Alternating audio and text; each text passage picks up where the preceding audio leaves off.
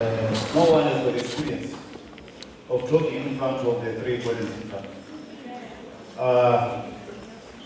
It's very tough. We might be having so many questions, all of us.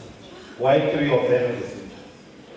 But there is also called natural transformation. The three bodies are transferred from physical world to spiritual world. I'm standing here with a heavy heart. I'm deeply wounded. Here, Kumngcwabo, this one is my student. I'm saying this because one of my grade 12 students is expecting one of the deceased. It's very tough. More especially checking my students who are there, who are representing Ulungile, who are here to witness. It's very much difficult. We've got many questions and answers. We are losing kids, young kids who are supposed to bury their parents in a very, very mysterious way. But only God knows. There's no one who can comfort us. Only God can do that. I wish and believe my grade 12 student who's expecting a child, Yastalala, she's going to dedicate her results to his boyfriend.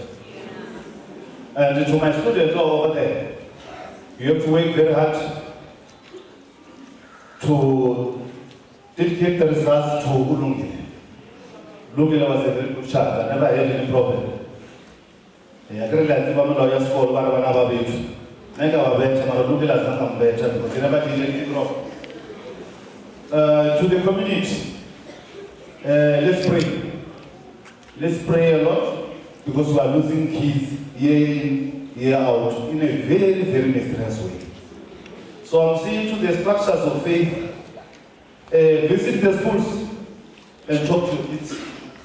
We're experiencing a lot of challenges in our community. From where I'm sitting, on behalf of Ponelopili School, we lost a very good soul.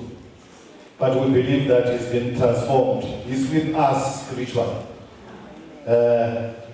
I hope and believe everyone who's here, we are here to comfort, not just to witness. Thank you very much.